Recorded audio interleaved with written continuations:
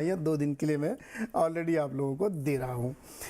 तो एक एक टॉपिक लेते हैं हम लोग। पहले ये अदानी ग्रुप वाले पे हम लोग बातचीत कर जाते हैं। अभी जी अदानी ग्रुप में दो जो घटनाएं हुई हैं, क्या इससे बाजार को बड़ी राहत मिली कि चलो एक क्लैरिटी आ गई कि आप इसमें हो क्या रहा है? हाँ, आई थिंक एक बड़ा जो लॉट था एक मार्केट में ये था कि प्रेशर है फैमिली ग्रुप पे कि लिक्विडिटी क्रिएट करें, बैंक्स का भी प्रेशर था। तो इतनी बड़ी डील हुई, उससे डेफिनेटली मार्केट में एक रिस्पाइट तो है, क्योंकि अनसर्टेनिटी का इतना माहौल जब हो जाता है कि लोग सोचने लगते हैं अभी क्या होगा, ये क्या कोई बायर ही नहीं बचेगा, इसका क्या बॉटम बनेगा। और स्टॉक्स भी देखा हमने काफ़ी वॉलेटाइल थे। और इतनी वॉलेटिलिटी होती है तो इन्वेस्टर्स वैसे ही, छोटा या बड़ा हो, वैसे ही घबराता, समझ में नहीं आ रहा क्या हो रहा है। तो जब ये बड़ा लॉट क्लियर हुआ कल, तो मुझे लगता है इन्वेस्टर्स को और मार्केट को जनरली एक कॉन्फिडेंस आया कि हो सकता है एक बॉटम बन गया है और उसके बाद अब ये साइडवेज जो भी है चलता रहेगा, यहाँ से ये डिटीरिएट नहीं होगी सिचुएशन और यहीं तक सीमित रहेगी। तो मुझे लगता है कि एक डेफिनेटली टेक्निकली अगर मैं कहूँ, मार्केट को एक डेफिनेटली एक सांस लेने का मौका मिला कि चलो कुछ हुआ ऐसा। और अब उम्मीद ये करेंगे कि धीरे धीरे डीलेवरेजिंग की अनाउंसमेंट आए और धीरे धीरे ग्रुप अपना जो बैलेंस शीट है रिपेयर करके और वापस नॉर्मल ग्रोथ कर्व पे आ सके। तो मुझे लगता है डेफिनेटली एक पॉजिटिव मूड बना है उसको लेके। हाँ, क्योंकि दो बड़े कंसर्न थे उसमें से कि भाई फंड नहीं रेज कर पा रहे हैं, बॉन्ड की कैसे चुकाएंगे, ऑब्लिगेशंस बहुत सारे आ रहे हैं। तो उसमें चूंकि फंड भी आ गया है अब, बिल्कुल, और भले ही लोग ये कह रहे हो कि बहुत नीचे प्राइस पे बेच दिए, एफपीओ तो कितने ऊपर पे ला रहे थे। हाँ। ये सारी बातें हैं, ठीक है, वो सब डिटेलिंग बाद में होती रहेगी, लेकिन एक बायर आया सामने, बिल्कुल, फंड की इमीडिएट जो है सुविधा मिली इनको। बिल्कुल बिल्कुल। और वो काफ़ी, मैं कहूँगा, पॉजिटिव है, क्योंकि एक एनवायरनमेंट में जहाँ पे आप इन्वेस्टर्स को एक कॉन्फिडेंस देना चाहते हैं कि हाँ ये सब ठीक है, और उस पर प्रमोटर ने आके कहा कि अच्छा मैं लोअर प्राइस पे मैं ग्रीडी नहीं रहूँगा, लोअर प्राइस से भी चलो जो भी है मैं दिखाऊंगा कि मैं कैश मैंने रेस कर लिया है, मेरी एबिलिटी है कि मैं अपनी ऑब्लिगेशंस मीट कर सकूं। सो एज अ मार्केट, मैं कंपनी पे या ग्रुप पे कमेंट नहीं कर रहा हूं, पर एज अ मार्केट पार्टिसिपेंट मैं कहूंगा ऑफ कोर्स बहुत अच्छी बात है कि एक बड़ा इन्वेस्टर आया, उसने आपको टेकआउट किया, आपको कैश दिया जिससे आप अपने ऑब्लिगेशंस मीट कर सके। तो डेफिनेटली एक पॉजिटिव साइन है। बिल्कुल। सुनील सर, बाजार के दो ही कंसर्न थे इस पे अब अडानी ग्रुप पे कि एक तो ये कि भाई जांच नहीं हो रही है, पता नहीं चल रहा है। तो अब तो प्रॉपर एक सुप्रीम कोर्ट ने कमेटी बना दी है, अब वो कमेटी अपना जांच करेगी, जैसे कि हम लोग करेंगे ग्रुप में क्या है, कंपनीज में क्या है, कैसे क्या है, वो सब डिटेलिंग बात की है और वो काम कमेटी का है। अब चूंकि सब जुडिस मामला भी है कमेटी के अंडर में, तो उस पर हमारा कोई व्यू नहीं है। लेकिन एक फौरी तौर पर राहत दिखती है। मुझे लगता है कि जो मार्केट में इतनी बड़ी रैली बनी है, जो सेंटिमेंट चेंज हुआ, उसमें एक बड़ा हाथ इनका था। नहीं, मेरे ख्याल में नहीं। मैं क्यों कह रहा हूँ कि ये यूएस में जो रैली हुई थी उसका एक असर है ये।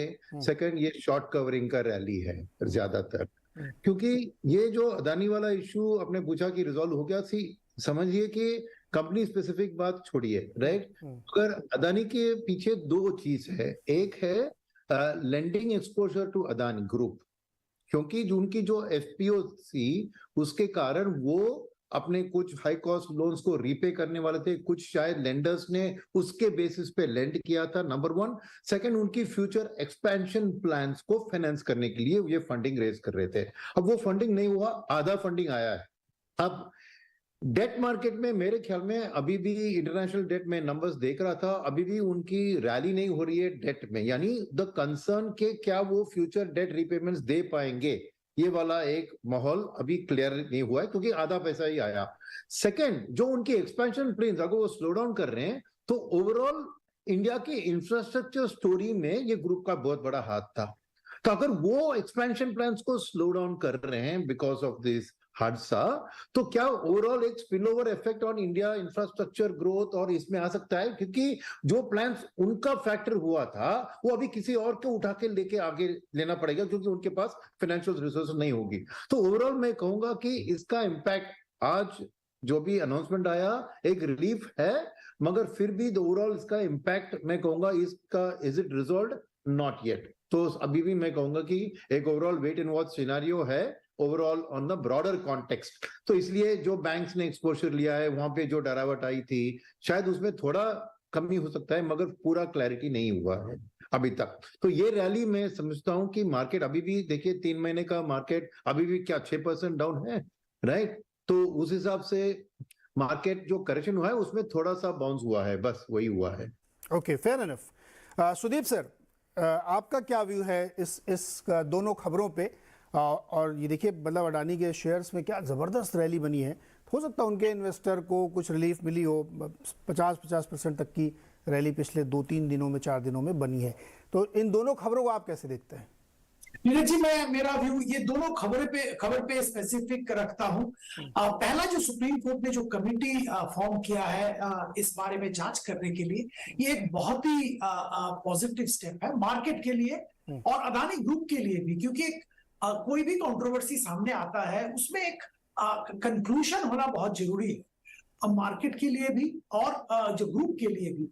तो यहाँ पे एक टाइमलाइन के साथ एक दिग्गज एक्सपर्ट्स का एक पैनल बनाया गया है।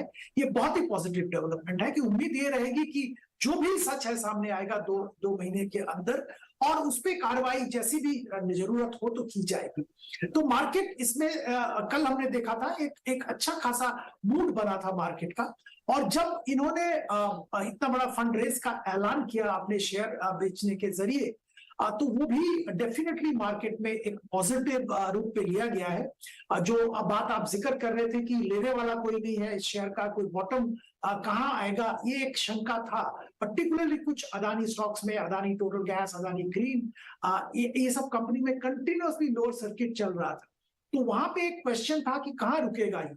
बाकी पोर्ट वगैरह तो रुक गया था, वहां से टर्न अराउंड हो रहा था, अदानी एंटरप्राइज में भी रिकवरी देखने को मिल रहा था, पर कुछ कंपनीज में वो बॉटम नहीं दिख रहा था। तो ये जो स्टेप लिया गया है, इसके जरिए बाजार को ये लगा कि चलो लेने वाला भी तो कोई है, एक ऑपोजिट व्यू का भी कोई फंड है जो कि लेना चाहता है प्राइस करेक्शन का अपॉर्चुनिटी देख के। तो मार्केट के लिहाज से कल का डेवलपमेंट और आज का डेवलपमेंट दोनों अदानी ग्रुप के लिए पॉजिटिव है। और सुनील जी ने जो बात बोला वो जरूर है, मार्केट ओवरशॉट था तो कवरिंग आना था, यूएस का असर है। पर डोमेस्टिक मैं मानूंगा अदानी वाला ये जो दो इश्यूज, जो डिसीजंस हुए हैं, जो एक्टिविटी हुआ लास्ट 2 दिन में, वो भी एक पॉजिटिव मार्केट को पॉजिटिव मूड लाने में सहायता किया है। बिल्कुल। और जो कमेटी बनी उसके बारे में बता दें कि सुप्रीम कोर्ट के रिटायर्ड जज उस कमेटी को हेड करेंगे। स्क्रीन पर भी आपने देखा कि कौन कौन लोग उसमें शामिल है, तो उसमें बहुत जाने माने लोग शामिल है।